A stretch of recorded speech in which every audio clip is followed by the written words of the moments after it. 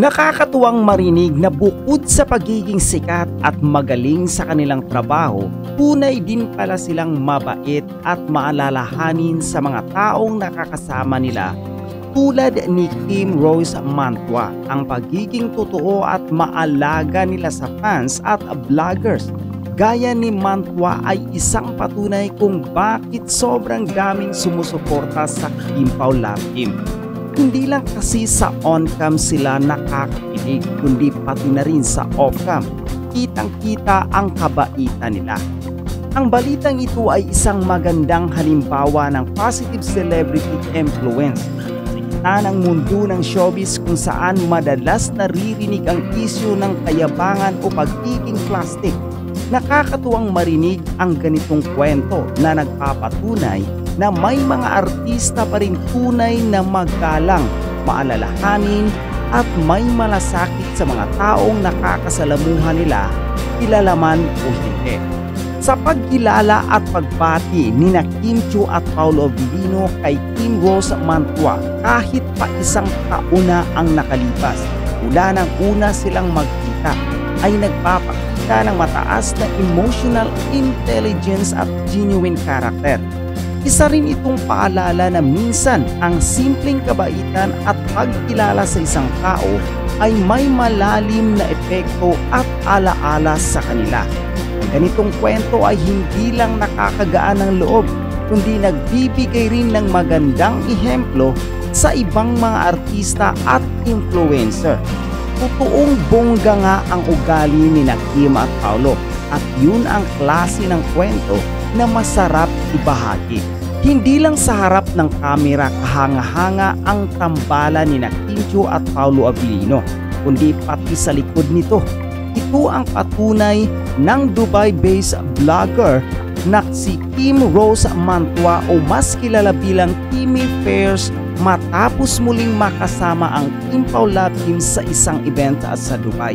Ayon kay Mantua, unang beses pa lang niyang makasama sina Kim at Paolo noong nakaraang taon ay agad niyang nararamdaman ang pagiging totoo at walang halong kaplastika ng dalawa.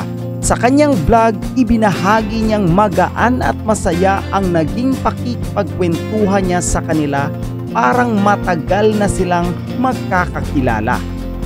Kaya naman kahit hindi sana siya makakadalo sa kanilang latest meet and greet event para sa pelikulang My Love Will Make You Disappear, gumagawa siya ng paraan upang makapunta at hindi siya nagsisi. Sa kanyang paggulat, si Kim at Paolo pa mismo ang bumati at nangumusta sa kanya. Ikinagulat man ito ni Mantua, hindi na ito nakakagulat sa mga matagal nang nakakakilala kina Kim at Paolo. Kilala sila sa industriya bilang mga artistang may mabuting pakikitungo sa lahat, fans, staff, media at kahit sa mga bagong kilala. Sa tuwing nakakasalubong sila pa raw ang naunang pumati at ngumiti. Sa isang mundo kung saan madalas pinagdududahan ang pagiging totoo ng mga personalidad sa showbiz, ang kwento ng Kim Pao ay isang nakaka-inspire na paalala. Ang pagiging mabait, magalang at maalalahanin ay hindi kailanman naluluma. Sa halip, ito ang nagbibigay ng mas malalim na koneksyon sa kanilang mga taga-suporta at sa mga taong gaya ni Kimmy Fairs na nadala ang kabutihan nilang ito sa puso't alaala. Ito na lang, Kim Pao tinapos ang 10-kilometer fun run in less than 1 hour. Sabay kaya naman talaga niyan. Paolo nagpatakam sa ex, todo topless kasi patingin yung magkasunod na picture na yan na ikaw ba? Ay hindi nakatatanungin kasi alam ko namang di mo kaya ang 10-kilometer in 1 hour eh. Ay hindi, ano yun? Mabilis, masakit yan. Kahit mukhang kabayo ko, no? Dahil mukha akong kuneho, hindi ko kakayanin ng 1 hour. Just pero bongga, talagang yan yung yan yung nakakatuwa sa Kim Pao. Hindi na wala nang movie tapos na, hindi na sila shooting. Yes. Pero still, meron silang common interest, meron silang common dynamic. Meron sila kasing understanding. Yes. Meron silang understanding. Meron ng konting understanding. Siguro konting hilot na lang at konting patunay na lang na ni Paolo kay Kim na pwede na siya at konting buo na lang. Correct. Kasi hindi pa masyadong buo daw si Paolo eh. Ano na yan? Nabubuo na yon. Ayun. Yun ang malinaw na yun ang malinaw na hindi sila shooting friends. Hindi lang sila love team. Yes. Friends pa. Hindi Friends din naggamitan sila. sa pelikula lang. Para may Kasi pinaghahandaan even dyan after si Paolo. Kaya tignan mo naman, no? Oh. Para meron siyang project or Wow. meron siyang something na Mas bigat nahulog yung yan, yards, ha? no? Diyos ko, day. Nahulog yung yards. Oo nga, hindi naman. Eto, makikita mo kung sino-sino nag-review, oh. At- Buti wala yung pangalan mo. At sabing ganun lang, nagkasala daw sila kay Kim. Yes! Ayun. Kim? Nagkaroon. Kasi Nagkasala yung mga ano, netizen kay Kim kasi nga parang nagmali siya sila. Nagpantasya sila kay Paolo. Nagpantasya sila kay Paolo. Eto nga sinasabi ng mga Kim Pao, dapat daw maglabas din ng resibo si Kim. Na may ano din. Hindi iba naman, yun naman sa mga pa-bathing suit niya, pa-sexy niya, patupis niya sa balisin. Dahil imposibleng hindi Dapat tapatan din, di ba? Oo, tapatan din ng ganyan. Diba? I'm sure pinanood yan ni Kim. Ay, oo naman. Hindi lang siya nag-message. Kasi nakakahiya, di ba? Alam mo, sinave niya. Yung Oo. video. Save ko nga ito. Pero naman si Kim, minsan may pagkaloka-loka din yan eh. Pag gusto niya lang man-trip, di ba? Yung ibubuli niya ng bonggang-bongga yung isang kaibigan or si Paolo. Kasi mahilig niya yung good time si Paolo eh. Pero at that time, siyempre magkaibigan din naman.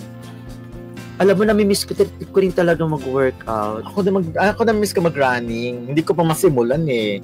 Lagi lang akong chika, wastar. Meron ako dito sa May Mandaluyong, nag-inquire na ako nung nakaraan. Inalam ko kung may shower sila. Kasi pag nag-workout ka, diretso na ako sa kanta, di mag-shower na ako. Nakita ko yung shower, Melanie Marquez. Open. With chills! Bakit Melanie? Ewan ko ba dahil mainit eh. Kasi walang ano yun, walang aircon para katulad niyan. Oo. Well, Na-open lang. basta ako, ang ano lang dyan, parang at least hindi sila shooting friends or taping friends. Talagang, kasi ngayon, yun ang mga ina-expect ng mga fans eh. At pagkatapos ng pelikula, wala na rin. Yung ganun. Eto na nga, SB19, minura ng vlogger na si Malupiton. Yay or nay? Actually, biro naman yung mura. Pero ikaw ba, naaaliw ka ba sa mga influencer na nagmumura on cam? Be it biro or not? Depende pag nadudulas sila or depende pag talagang sobrang bilib sila. Kasi tayo naman may ganun tayo. Depende sa expression mo kung paano mo dineliver yun. Ako naman, hanip naman ito. Grabe, ang galit. Parang, di ba, gano'n? Pero kung halimbawa, kasama ko ngayon si Ray Pumaloy, tapos minura ko. O pag nagagalit ka, hindi galit. Sinabi ko, kasama si Ray Pumaloy.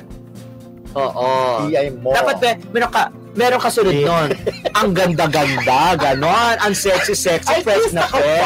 Oo, yung mga ganito. Tapos, P! Artista ka ba? So, okay sa'yo yun. Ang sagot ko, P! Ay mo rin. Oo, P! So, okay kasi, sa akin kasi hindi eh. Marami nanonood sa kanila. Hindi naman ako nagpapaka malinis. Pero syempre, daming fans lang mga bata. Sa bagay. Kasi minsan sa amin, halimbawa, pag magkakaharap kami, tapos yung pamangkin ko na 15, pag pinapanood sila, nagulat ako may murahan talaga dun sa ano. Baka kasi maka-influence pa, yun lang naman. Dapat i-regulate din naman Alam sa bagay, may point ka naman ang mura-mura pa rin. Kaya lang kasi hindi mo naman maiwasan. Minsan kasi talagang nagiging parang expression na yun eh. Expression para kung natutuwa ka, kung sobrang tuwa ka. Expression eh. Or yung iba, yung pag nagagalit, mga ganon, or pag nagpapatawa ka or something, yung mga ganon expression, which is,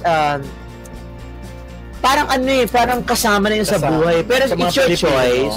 Diba, sabihin na sa Amerika nga, yung F-word ka, parang sinasabi lang ng ganun eh. Mas grabe pa sa abroad. Siguro sa atin hindi. Siguro pwede ko lang sabihin sa'yo, tumigil ka, hindi ka naman maganda yun. Pinakamura yun. Pwede ko na naman sabihin sa'yo, tumigil ka nga. Mas hindi ka maganda. Tumigil ka nga. Okay. Kasi mas maganda ka naman talaga sa ako. Wow! Alam mo yung picture na yun, yung luma? Kitang-kita doon. Na alin? Yung luma natin picture, ganun tayo. Kung alam ko lang talaga, na mauuso talaga yung panguso. Pinauso ko na yun noon pa. Super fresh tayo doon, pero hindi pala talaga bagay sa'yo, medyo bilugan din.